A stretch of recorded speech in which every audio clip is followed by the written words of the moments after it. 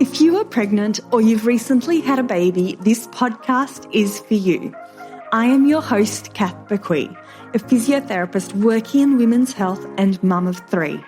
Inside my online program, Fitness Mama, I just love helping support women to care for their bodies during pregnancy, prepare their bodies for birth, and support their after-birth recovery, helping them feel confident and strong inside out during this important stage of their lives. In this podcast, join me each week as we dive into all things pregnancy care, childbirth, and postnatal recovery, helping you through every step of the journey. It is absolutely possible to feel amazing and confident in our bodies during this motherhood journey, and I want that for you.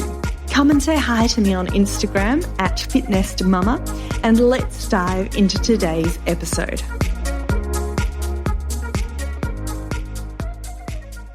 Hello and welcome back to another episode of the Fitness Mama podcast. Today I am chatting with Tina Pullen, who is a Hypnobirthing Australia certified practitioner, childbirth educator, and mum to 3 kids.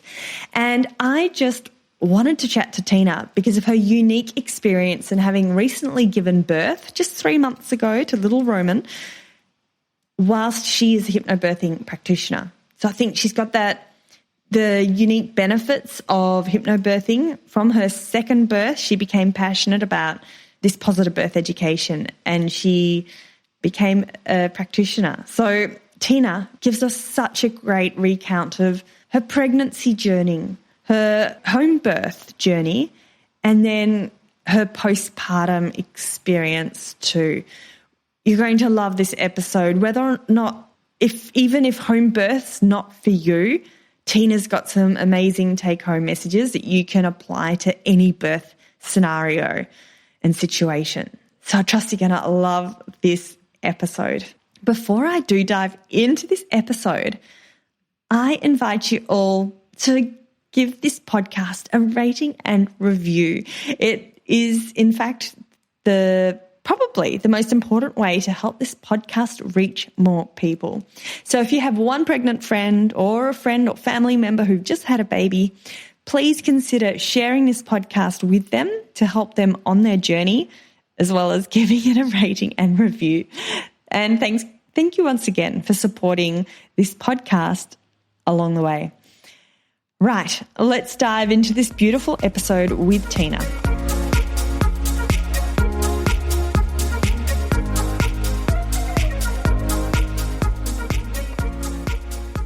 Tina, thank you so much for joining me on the podcast today. I feel honoured to be able to chat to you all about your birth and your pregnancy journey and your motherhood journey, I guess.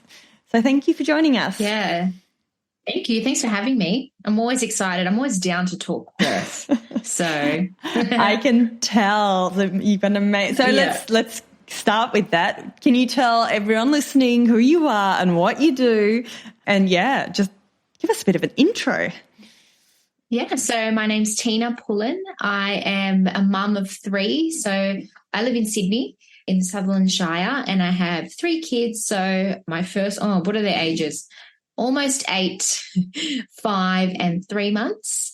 And I am also a certified Hypnobirthing Australia practitioner. So I teach the positive birth program to expecting couples, and I'm super passionate about birth, which, pretty much came from my own experiences. So, yeah. And I'm so excited to chat today because I'd like to hear your journey, considering your background as a hypnobirthing practitioner, but also because you just got into hypnobirthing after the birth of your first 2. Is that right? Yeah. So after my second. Yeah. So with my first, I went into it sort of blindly. Not to say I didn't read stuff. I definitely read about birth, but it was, more so about just like how the baby comes out and nothing about mental preparation. I didn't have any tools to keep me calm. And I certainly didn't know my options. So I pretty much just went in and couldn't cope with the intensity of the birth. And I was just like, get the baby out kind of thing. Just do whatever needs to be done. So, I did get induced and had an epidural and there's morphine in there somewhere and an episiotomy. And I don't want to, whenever I talk about this, I want to be careful because I'm not saying it was a negative experience because I got induced or because I had an epidural. Because sometimes women can hear that and go, oh, that's bad. So if that happens to me, then I failed, or, I didn't have a positive birth experience. But it's more about how you feel. And I felt like I didn't make those informed and empowered choices. It was very much like, I don't know what to do, so just get the baby out. And so after that, I thought maybe I'll try something different. And I did hypnobirthing and, for my second pregnancy, and had an amazing birth, my biggest baby and my easiest birth. So he was 4.3 kilos, so a really big baby. And, amazing experience. And afterwards I thought, okay, I'm going to become a practitioner. So I did. I was Googling the next day in the hospital, like how to become a practitioner. Yeah. Because I have a background in health science, but not, midwifery or nursing. So I used to be a speech pathologist.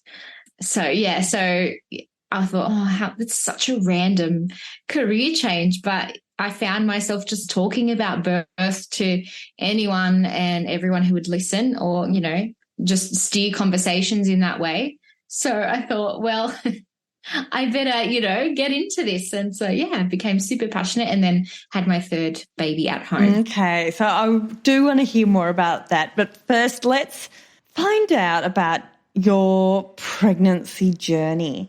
So there was a bit of a gap between second and third babies. How was the process? Like, did you feel your family, talk us through it. Do you feel your family was complete, or did you have this need for a third baby?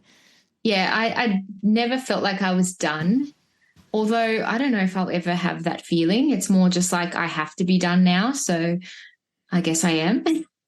But I think maybe the feeling is a little bit different because I just felt like after my second, like I can do that again. I want a newborn again. I want like another baby.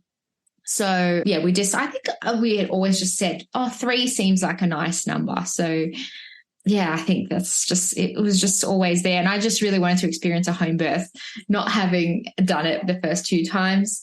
So this time was very intentional in getting pregnant. The first was kind of like a happy surprise. The second was, we'll stop not trying. And then on the second cycle was like lucky enough to get pregnant. And this time was like, okay, before we even start trying, I want to do the blood tests and do everything just to ensure that I'm at my optimal health before getting pregnant and breastfeeding for a long time, because I did breastfeed the other 2 for a really long time. And I did feel kind of a bit depleted. So I thought I'm going to do everything that I can to prepare, and physically and mentally. And, it was just a nice time. I did think that the 2 that I had, they were about 2 years and 10 months apart. So I felt like it was a little too soon for our family. It was a little hard for me to kind of navigate the toddler and the newborn life.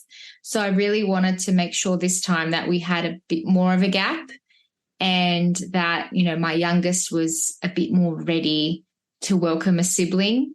And he was super attached to me as well. So it's Adrian, my second. He breastfed for like 3 years and 8 months, slept in our bed up until the day that Roman, my third, was born.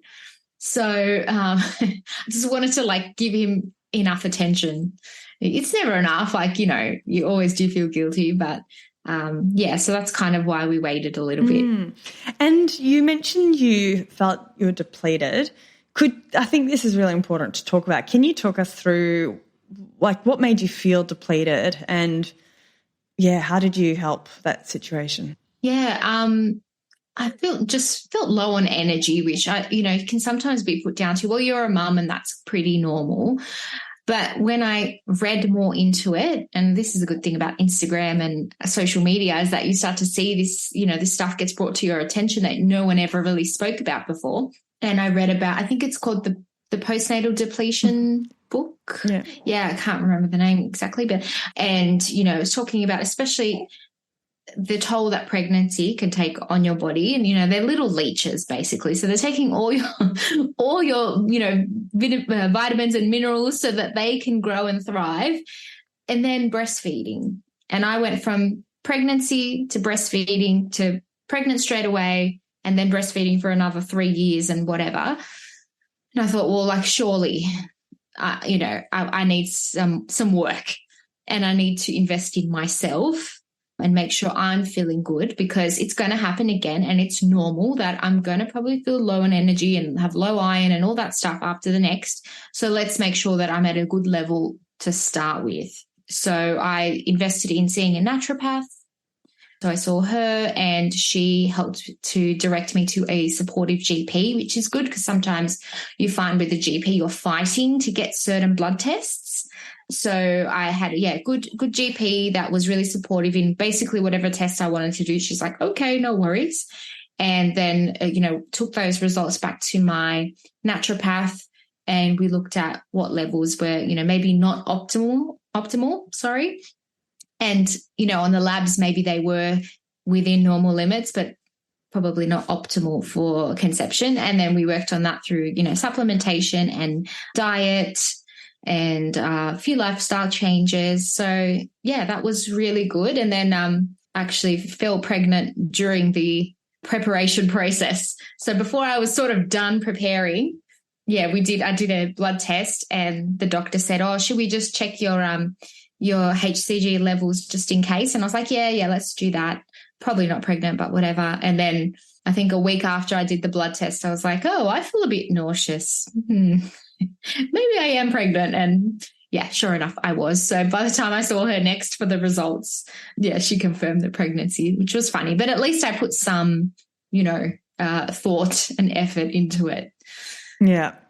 It's amazing the way you prepared for it. Third time round, was that a big difference compared to first and second time round? Yeah, I think because I knew more, I felt like I knew who to reach out to. I saw a women's health physio, Yay. a chiro. Yeah, of course. Like I didn't the first 2 times. Actually, I did see a physio the second time because I worked in private practice and as a speech therapist, and a physio was like $2 down. And he was technically my boss. So he said, oh, we'll just give you some free physio sessions. But it wasn't like women's health. So it was really good in that, like, I got, is working on my pelvis, my glutes, and like all that stuff that was really sore and tight, but nothing pelvic floor specific. So that's why I really wanted to do that this time. And I suspected that I had an overactive pelvic floor, which was true. So we worked on that. Overactive and weak, or just overactive and both. And for anyone listening, that's really common. People often think if it's overactive, then it's too strong. Like I say too strong with, air quotation marks, but often it's overactive. It can be overactive and weak. So that's great you found that out.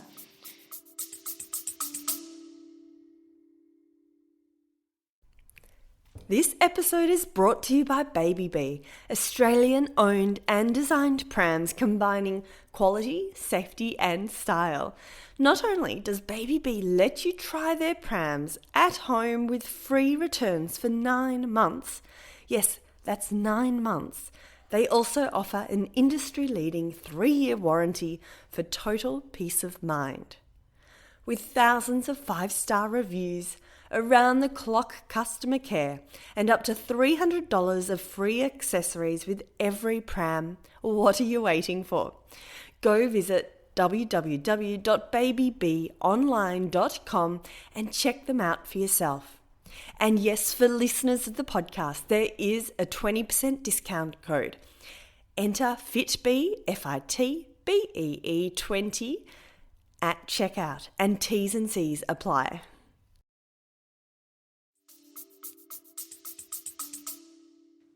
Yeah. And again, that was thanks to social media, because I just thought that I was a weirdo who found putting tampons in painful and found sex painful and, all that stuff. And I was like, oh, there's just something wrong with me. And then it's like, oh, okay, that explains it.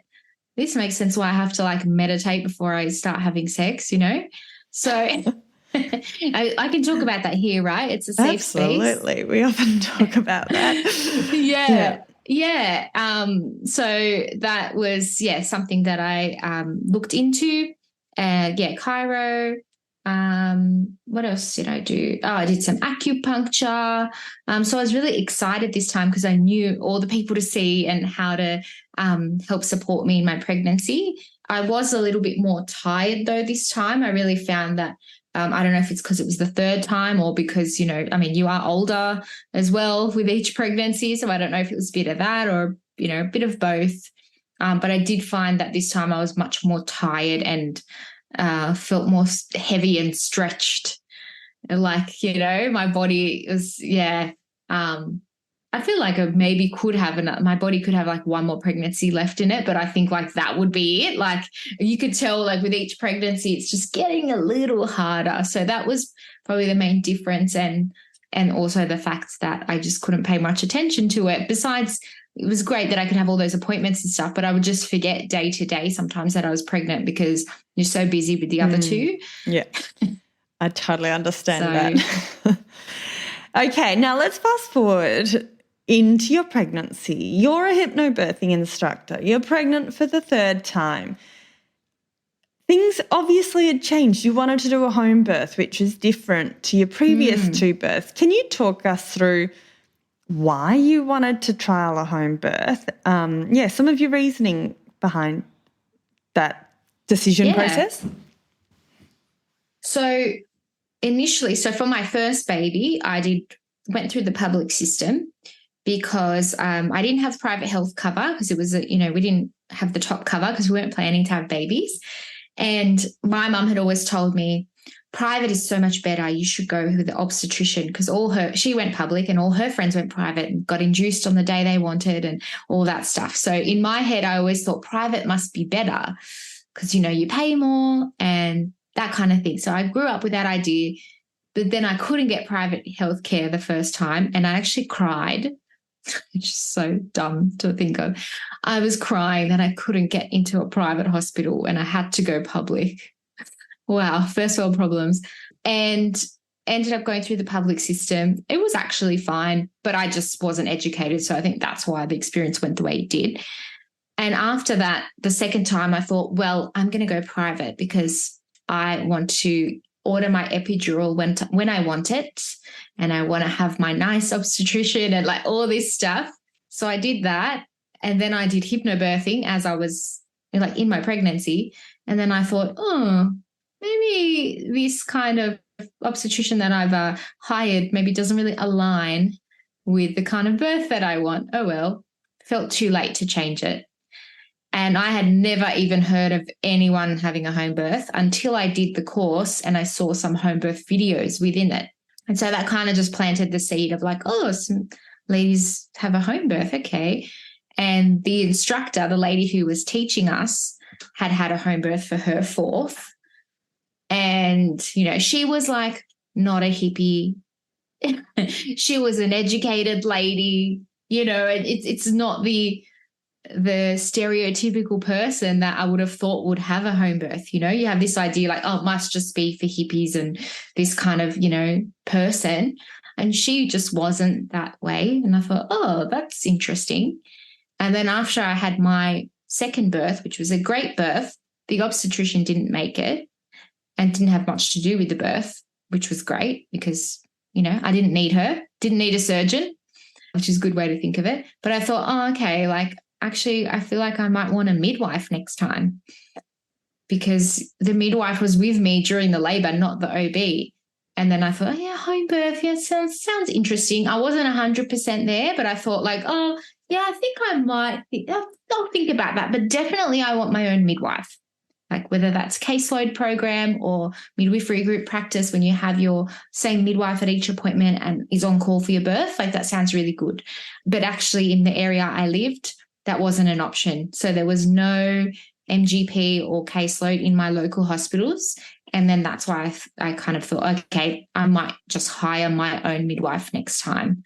And even though I moved areas and I do have caseload in my new area, it was already set. Like I'm going to have a home birth through teaching women and seeing women who had birthed at home. And also on the other side, seeing women who had birthed in the hospital and some of those women being pushed into certain things or even feeling bullied or coerced into certain situations. I just thought I'm just going to avoid that altogether and just get an independent midwife who works for me, who's going to give me the benefits and the risks, and then will leave the decision up to me. I just really wanted to feel empowered and feel like I did it all myself kind of thing. And she's just there if I need her.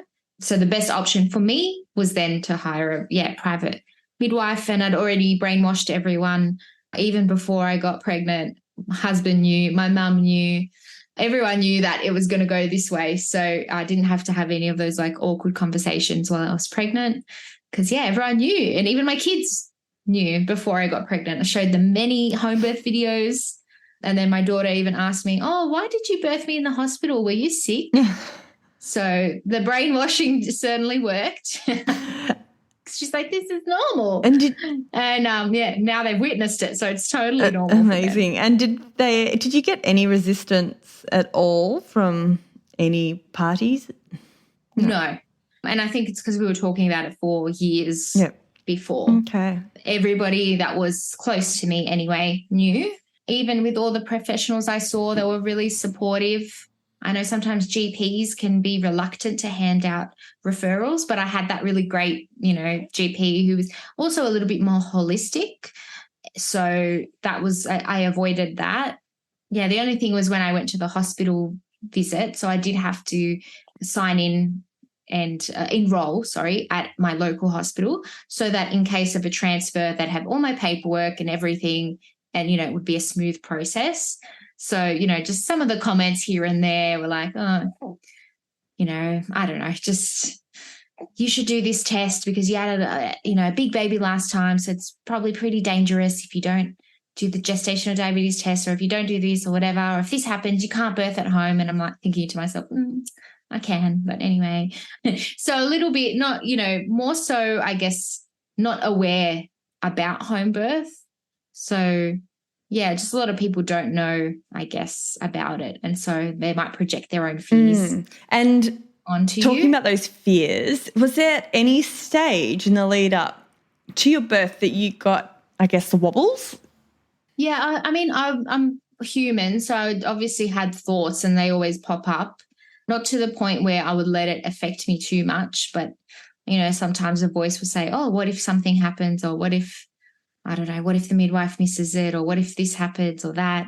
But I think I've just conditioned myself and been around this idea of birth for so long that it was so strong in my mind that I could easily redirect my thoughts.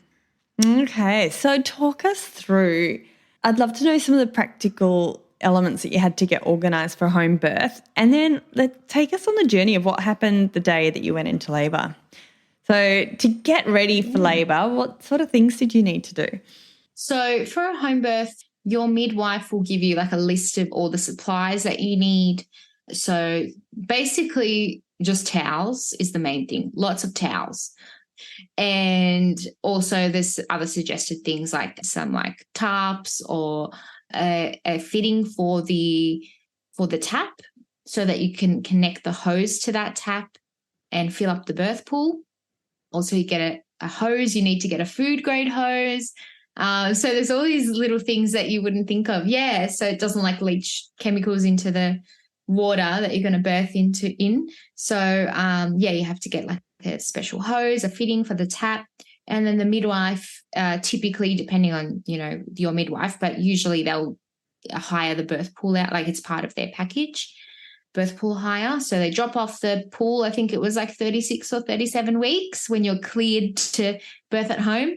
So they'll drop that off. And basically that was it. And just for me personally, I just, printed some affirmations and put some nice things on the wall where I thought, the pool would be, and had some fairy lights set up, had all of that ready to go. From about 37 weeks, I was ready whenever baby was ready, even though I low-key didn't want them to come. I was like, I'm happy to remain pregnant to 42 weeks. I don't care, because I know life's going to be different. So it's let's just enjoy. But I still had everything ready just in case. So that's pretty much I think all that you really need to prepare. I just spent most of the time in the lead up chilling as much as possible, and going for walks by myself. And anytime it was a nice sunny day, it was a hot day, I would go down to the beach just for a quick swim by myself. So I was like, oh, and every time I thought this could be the last swim that I have without baby, because I knew I'm not going to be going to the beach after the baby for a very long time. So, yeah, just really enjoying myself, taking every day, as a new day and just chilling out. And then I think it was on my due date. Was it on my due? No, the day before my due date, I got some cramping. So I woke up, I think it was about 1 a.m. and I woke up with light cramping and I thought, oh, something's happening. And then I noticed some light pink discharge. So I thought, oh, my cervix is like, softening or something's happening, which is exciting. And then I was getting these kinds of like light contractions about every 10 minutes. And I told my midwife and I thought, oh my gosh, like it's happening every 10 minutes. That's how my last labor started. So like, it's probably going to be in a few hours and the baby's going to be here. And I called my mum and I told her to come over and just have your stuff, sleep over just in case, the baby comes in the like early morning and then you don't have to rush. So you're already here. Everything's good. You're here for the kids. So that was going to be her main role. Be there, take care of the kids. And she came and, and everything just slowed down. Like, oh, okay. I thought I was going to have a baby tonight, but all right, whatever. I'll just go to sleep. And had a nice sleep in, and still in the morning, like same thing, just every 15 minutes, get like a mild sort of contraction, but nothing's happening. We're just sitting around and waiting kind of thing while my mum's here, just waiting. And then she got to a point of like, oh, do I just go home now? Because nothing's happening. And I just had this fear that I would send her home and then it will happen and then she'd have to rush back and it would be traffic and then she just wouldn't make it. That was just my fear, that people wouldn't be there. My mum wouldn't be there. I really wanted her to be there for the kids, but also to witness it because she was at my first birth and I really wanted her to have a bit more of a healing experience as well, because I know it just must have been so hard to see her daughter going through that and all the pain and blood and, all that stuff. And I just wanted her to have like a new image and experience of birth. And I was also scared of my midwife, not so much not making it for the baby, but not being there for the placenta and the things that I wouldn't be so comfortable with. I just felt like I needed that person with a medical background to be there to assess my placenta and, all that stuff that I didn't really know about. So that was just my fear. And that's why I was in that limbo of like, oh, do I call people? Like, what do we do? And then nothing happened. It's just mum went home and we just, carried on, had our day, went to sleep that night, still the same thing happening. Some more bleeding, which was good because it meant it wasn't too much bleeding, so it was normal, but it just meant that the cervix was doing something and moving. And woke up the next day on my due date and thought, I'm just going to ignore it. Today, I'm going to ignore it. Yesterday, I was waiting around for it. No, I'm not doing that today because, that it's just when you wait around for baby, they never come. Or it feels like, they do eventually come, but it feels like it's never going to happen. So I thought I'm going to do all the appointments that I said I was going to do today and I'm not cancelling anything.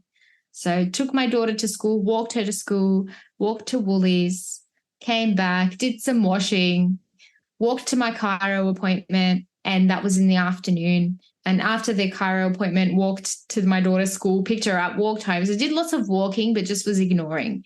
And after that chiro appointment, I don't know, they must have done something to just like push me over the edge, because on that walk home, I actually had to stop during every contraction. So up until then, I could just kind of walk slowly and close my eyes and breathe. But now every time the contraction came, I had to stop and sort of just like release and flop my body and do some breathing. And then when it was over, okay, just keep walking. But yeah, it just started to get a bit more intense, still about 10 minutes apart. So now they were consistently 10 minutes apart. And I thought, I better get started on dinner because, you never know. So let's make sure we eat dinner and clean the dishes and all that before it all happens. It was a bit pedantic those 2 days of like everything needs to be clean because the photographer's going to be here. for the birth, and I don't want her to like photograph this disgusting house with like shit everywhere. With stuff everywhere. And so, yeah, I came home, I started cooking dinner, and then I felt that they were now about every 5 minutes. So I would get 2 contractions in a 10-minute period. Kept looking at the oven clock like, oh, something's happening. Every 5 minutes, okay. And it got to a point where now it wasn't super intense or anything. It was still early, but it felt like just breathing isn't enough. Like I just need a little something else. So I put on the TENS machine. And that was just like amazing. I didn't use the TENS in the previous births, and this was just exactly what I needed, just something to distract me. You know, I was able to keep cooking. So it was early enough because, yeah, in those later stages, you're not able to cook a meal, that's for sure. So it was early enough, but, you know, just need a little something. So that was great. I just kept pressing that boost button, and having that sensation just really helped me get through, and quickly ate dinner, washed up, and then it started to get a little bit more intense. And once it got to the point where it was like 2 to 3 in a 10-minute period, we told everyone to come over. So my mum came over to occupy the kids. They were just in the office, like on screens. I don't care. Just get off the screens, just occupy them for a little bit so they're not also waiting around for the baby. And I think the others, so midwives, because there has to be 2 at the time of birth. And because I'm a third-time mum, they both just arrived together. If it was a first-time mum, usually your main midwife comes and the second comes like around pushing time. But for me, the third time, we're all heading on over. So they came, and the photographer came around like 8:30, 9 o'clock, something like that at night. And this is still my due date. So I thought, oh, we might have a due date baby, which is super rare, but I thought that would be cool because my other 2 were well after their due dates. So, yeah, and just they came over, and by then everything was pretty regular. I had my lights off and my fairy lights on. I had some music or some affirmations playing. I put my labor outfit on, my little matching set that I bought. And, yeah, I was leaning over, a lot of on all fours, so leaning over the couch or the ball, lots of swaying and breathing and TENS machine. So that was really good. But when they came, I did notice that things spaced out a little bit. So you know how they always tell you that if you're birthing in the hospital, don't go too early because things can slow down. And I knew that, but I didn't think that that would be a problem for me because I was at home. I'm not going to the hospital, so it's not going to slow down. But you still have someone in your space. So you still do feel like you're being observed and watched, even though they literally left me alone. So Chantel, my midwife, monitored me and then left me alone. That's it. She just did a bit of the Doppler monitoring, wasn't talking to me much. She didn't talk to me at all. She was in a separate room, and still I felt like things had spaced out. The kids went to bed at about 10 p.m. because, I thought, who knows when this is going to happen? Just go to bed and we'll wake you up, when you need to come down. And then Chantel, my midwife, said, look, maybe you should just go lie down in your bed, have some cuddles.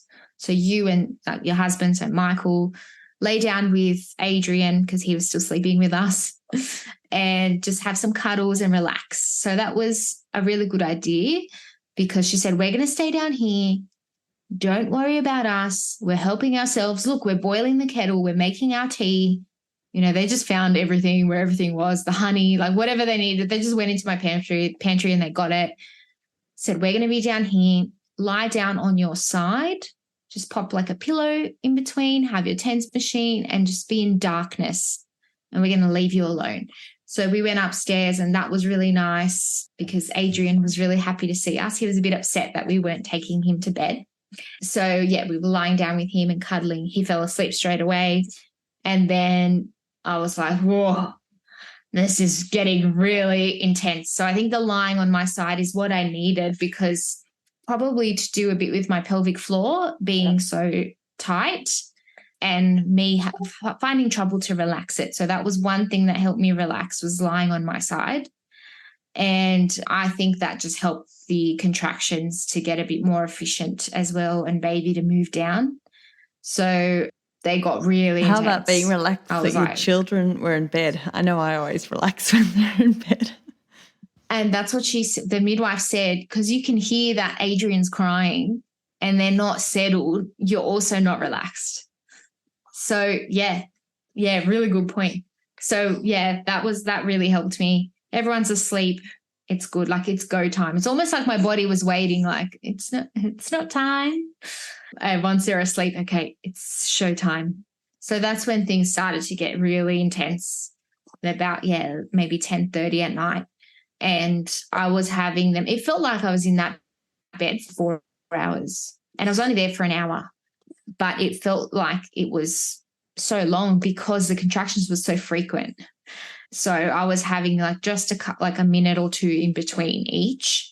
And I didn't know this, but my midwife was sitting in front of my door. So the door was closed. So she was on the other side of the door and timing my contractions, because by then I had gotten quite vocal. So I was like kind of like moaning through them. And so she was able to time. And I think at this point she was writing in her notes, it was 4 in 10 minutes. So they were pretty close together. And Michael got out. He went out to get me a drink. And then he saw Chantel just sitting in the darkness. She's like, hi, I'm here. I just want you to know I'm here. But it sounds like, she doesn't need me, but you can ask her if she wants me to come in and monitor baby. It's up to her. I just really liked how everything was just up to me. It wasn't like, we need to do this. It was like, up to her if she wants monitoring. And then, ask her if she wants that. Otherwise, just come downstairs when it's time to push, when she feels like she's pushing or needs to poo.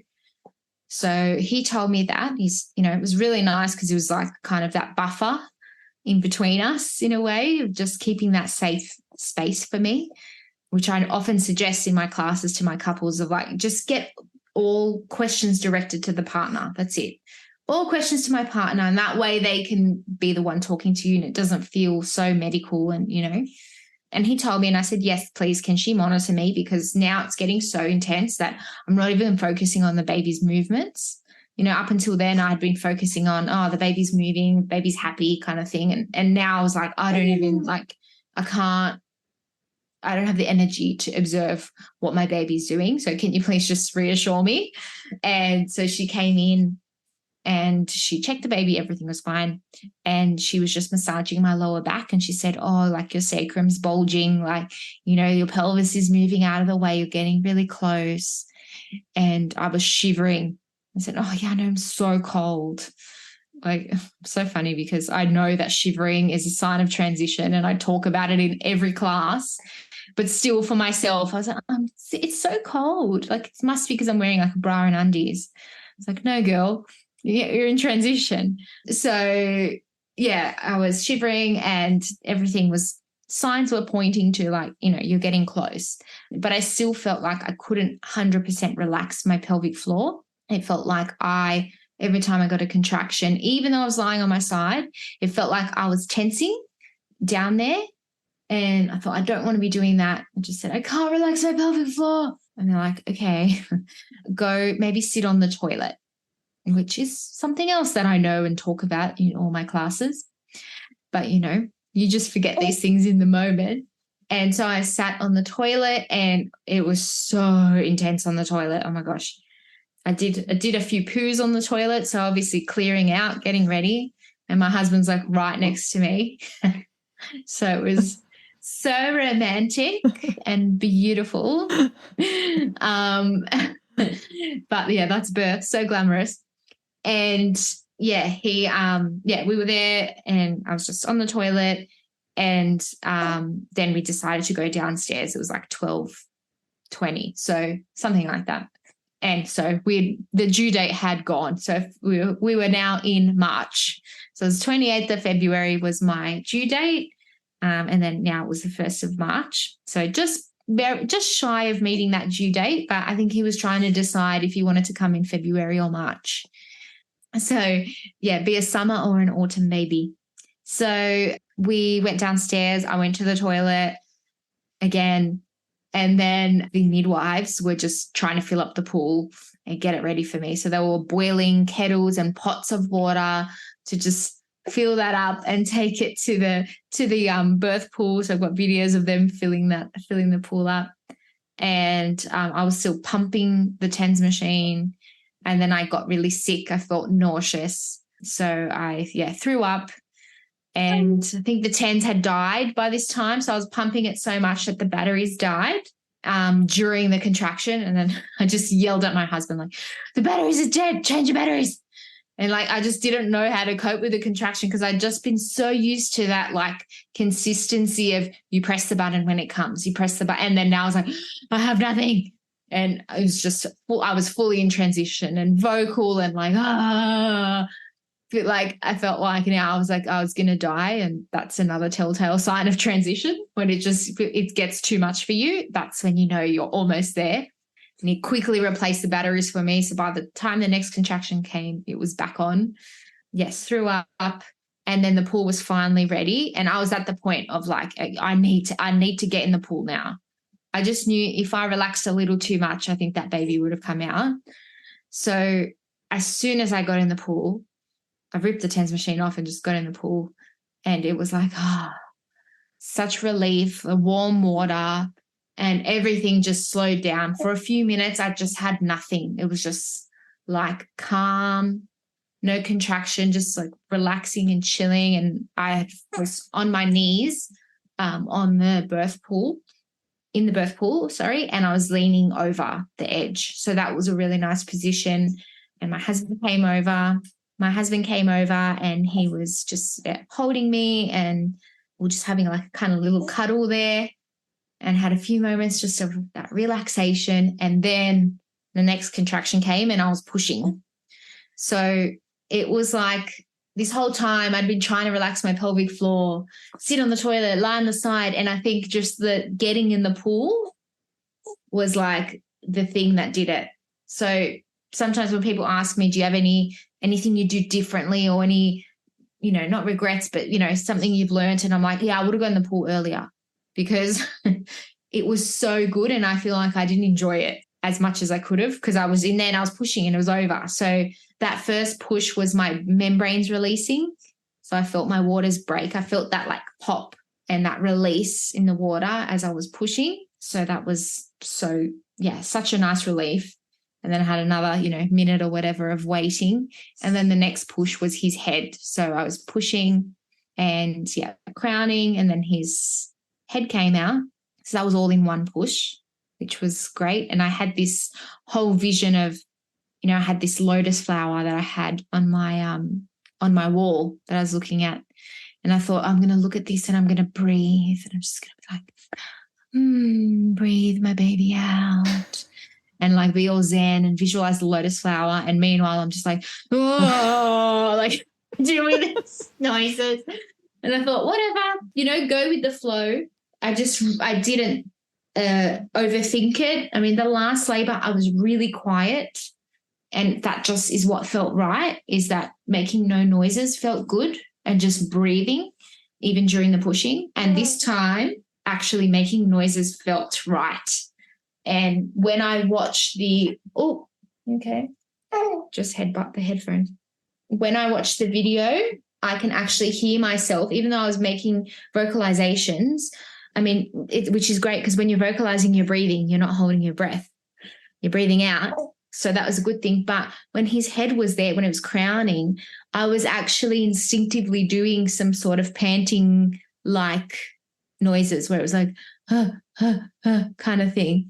And so it's just funny when you leave it to instinct, you don't need to be coached because you know what to do. And I had told my midwife specifically, do not tell me anything. Do not prompt me. So we've got beautiful little Roman here who's just head-butted your headphones. Feel free to take your headphones off if you want to. No, I'm going to feed him. Yeah. That ergo's very loud. So, so I had specifically said to my midwife, don't give me any prompts, because I think one thing that I didn't like in the last labor was that they were telling me to push, and that was really confusing because I really wanted to do mother-directed pushing. And also when his head came out, they basically were pulling on him. And I didn't really know that till I watched the video, that his head had come out and they're just pulling on him and telling me to push, but I didn't have the urge to push the shoulders yet. And they were just acting really quickly. They were acting as if he was stuck or had a shoulder dystocia or something, when he wasn't. It was just a break in between contractions, which is so normal. But they were just very hands-on. And, after seeing that, I was just like, oh, I just don't want that. I know my midwife won't do that, but I just really want to feel like I did it myself. So basically, don't do anything unless there's a health reason, like a medical reason. Just leave me alone. And, all she was saying was like, you're doing well, your baby's nearly here. Or you can touch your baby. That's the only thing that she said. So, so I was just going with my body and my instincts. And then his head was out. She said, you can touch your baby. And then I just remember feeling his head, and he had all this hair. I could feel it was all hair, and it felt so like jelly.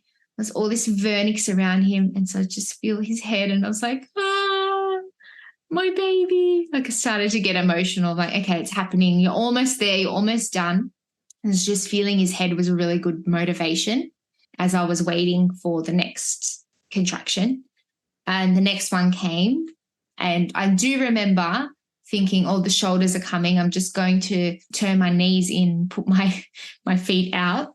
I just thought, I just want to open up the pelvis a little bit more. And I don't know if that's a bit of fear that was stuck in me from the last birth of like the shoulders. So I thought, I'm just going to help the shoulders come out just in case.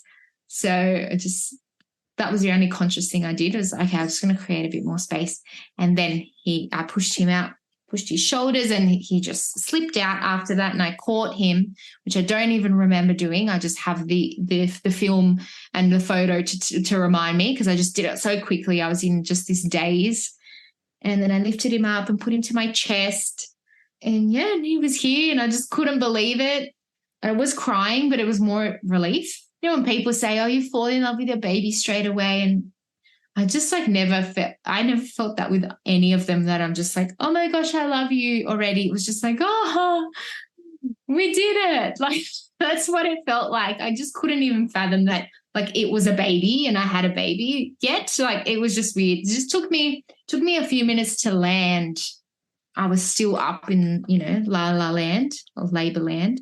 And then my daughter was there. So my daughter and my mum got woken up by the midwife as soon as I got into the pool. So they made it in time for me to push him out, which was really cool for them to see. They thought it was really special. And we just chilled. He was put on my chest, or I put him on my chest, and we started doing the breast crawl. So he found the breast, and we checked what he was. And it was a boy, because we didn't know. It was a surprise this time. And that was a really special moment. And pretty much after that, we were just left alone, and they just set up the lounge room. So while I was relaxing in the pool and feeding, they put towels and drop sheets and tarps and all this stuff all over my lounge and my floor, so that when I walked over from the pool to the lounge, I didn't get blood anywhere, so that everything's covered. They did all of that. You don't even have to think about it. They did it all. And, after a while, I thought I was going to birth my placenta in the pool, but it didn't happen. I just didn't get the urge to push. And it had been like an hour and a bit, and the water was getting cold. So I did get out, and I got onto the lounge, and I started trying different positions, all while Roman was breastfeeding. So he was just feeding, helping me to get the placenta out. And I tried on all fours. I did a squatting position and alternated legs.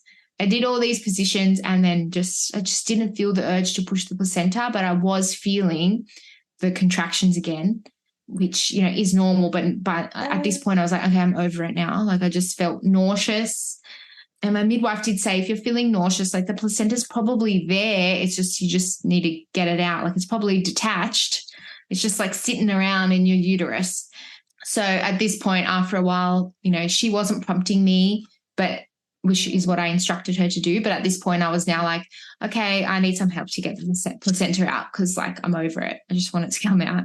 And she said, okay, well, like, because it had moved and we could tell it had moved down because my cord was now a lot longer.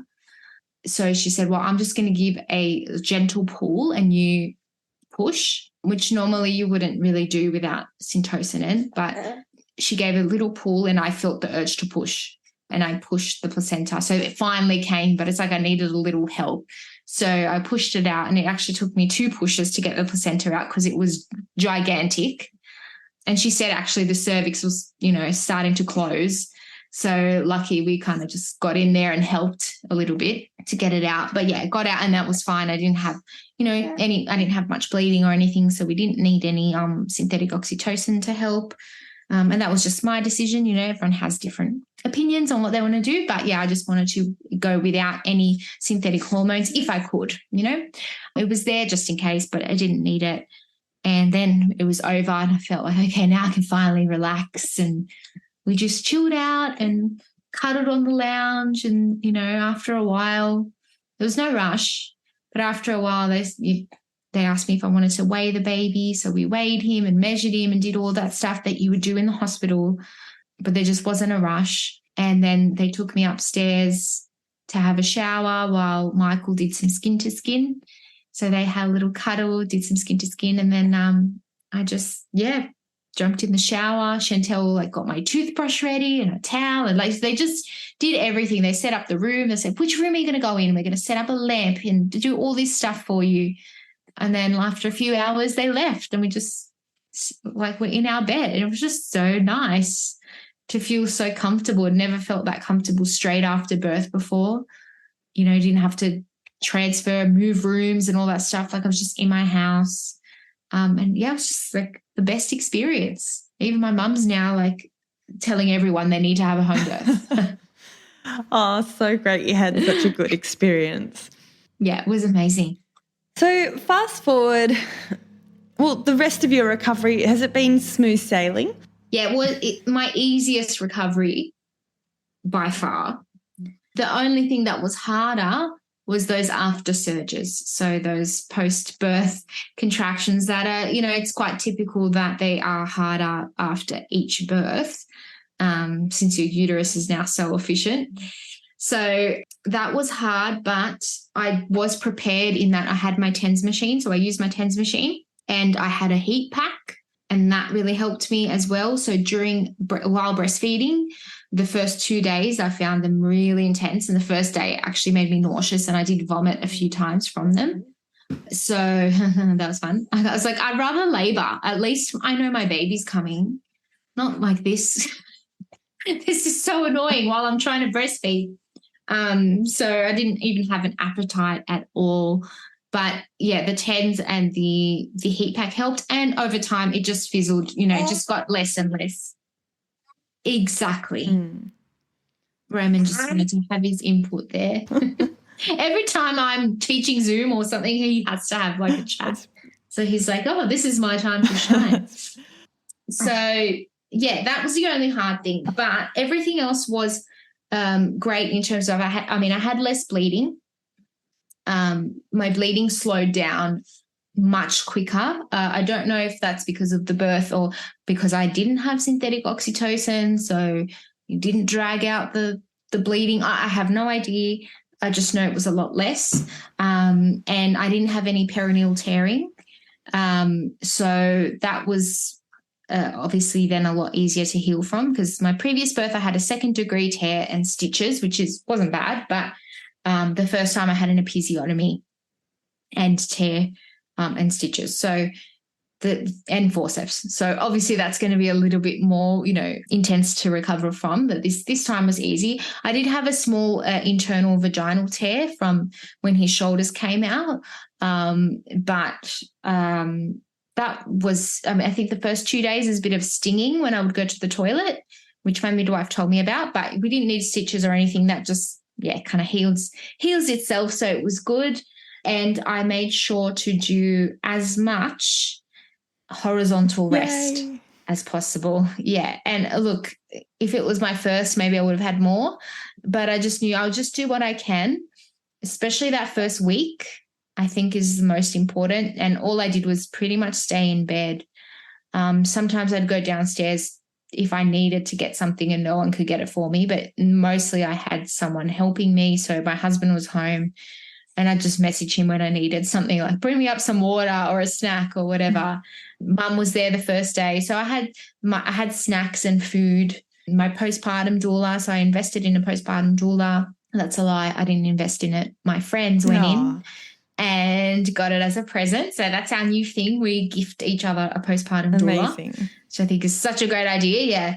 So she came and she gave me some food for the first few days, and because she's a traditional postpartum doula, so she follows a Ayurvedic approach. So she really believes in giving the soups and the warm foods to aid recovery in the beginning. So I was doing a lot of pumpkin soups and mother's first rice and all these meals that were easy to digest, and lactation cookies she made me, which were yum, and teas. So we had all that in the fridge, so I didn't have to think like, what am I going to make?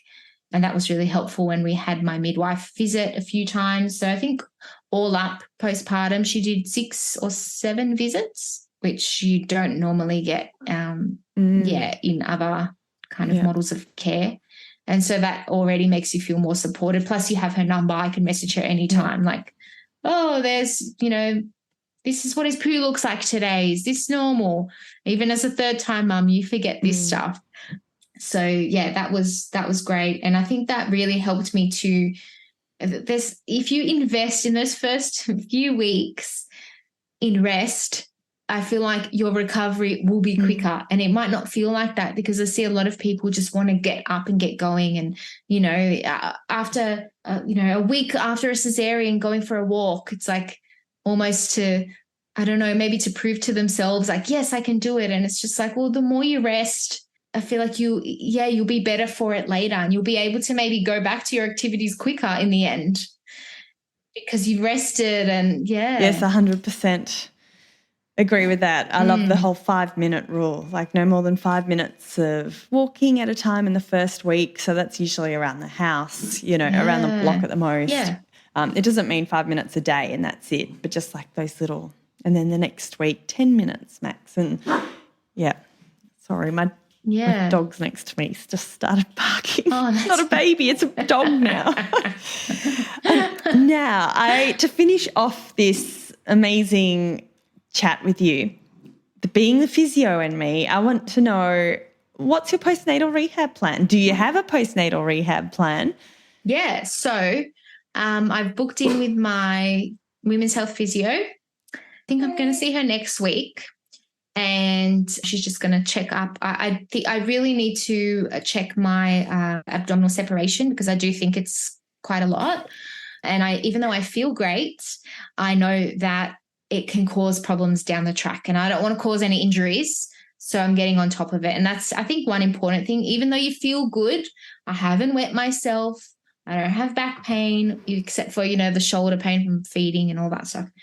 I feel so good, but it doesn't mean that I'm now ready to take on the world and, it can cause problems later. So, but yeah, just make sure everything's good and make a plan with my physio. Love that. Amazing. So good because, your body's invested 3 times into producing beautiful babies. So the fact that you're now thinking about reinvesting back into your body is amazing because it will be very weak despite feeling good. So that's great to hear. Yeah. To finish off with, any final words of wisdom, like anything you want to impart to women who are listening today? Yeah. I don't know. I didn't think about that. Just to put you on the spot. So yeah. Yeah, what's the best thing that you did for yourself during this stage of pregnancy and birth, motherhood? Yeah, I feel like I did something different every time, which was beneficial. But this time I think it was building a team that I was comfortable with and was supportive. So I very purposefully chose people who were going to support what I wanted. I wanted yes men around me, okay? You don't always want that, but for your pregnancy, you do. You want people who are going to support what you want, especially if you have a strong vision of what you would like your birth to be like. You really do need that mental support, but then also having, in that team, health professionals that were going to help me along the way, and building that team early enough, even if you're not doing many physio sessions or, chiro, whatever whoever's in your team, or acupuncture. I went a couple of times, but I had them there, and I knew that, okay, if I do need it later, I've got all these contacts that I can reach out to. So even building your network, if you're planning your pregnancy, even building that before you get pregnant, because then you know exactly who to reach out to when it happens. So yeah, building that supportive network, I think, not just for pregnancy, but beyond, like postpartum as well, like your postpartum doulas and stuff. So yeah, that would be my main advice, I think. Love it. Thank you so much. For those listening who want to find more of you, where can they find you? Yes, so I'm on Instagram. I'm the.birth.collective, The Birth Collective. On Facebook as well, The Birth Collective. And my website is thebirthcollective.com.au. If you want to check out my class options, got some hypnobirthing classes and also some antenatal classes as well online. Amazing. Thank you. And Roman's just finished his feed and looking very happy with himself. So cute. Thank you so much, Tina, for joining me today. Thank you. That's it, ladies. Before I sign off, remember my team and I will be putting together the show notes for this episode with all the links, including how to connect with Tina at fitnessmama.com/podcast. Have a fabulous day, everyone, and I look forward to you joining me next week for another episode of the Fitness Mama podcast. Thanks for listening to the Fitness Mama podcast, brought to you by the Fitness Mama freebies found at www.fitnessmama.com/free. So please take a few seconds to leave a review, subscribe so you don't miss an episode, and be sure to take a screenshot of this podcast, upload it to your social media, and tag me at Fitness Mama so I can give you a shout out too. Until next time, remember, an active pregnancy, confident childbirth, and strong postnatal recovery is something that you deserve. Remember our disclaimer, materials and contents in this podcast are intended as general information only and shouldn't substitute any medical advice, diagnosis or treatment. I'll see you soon.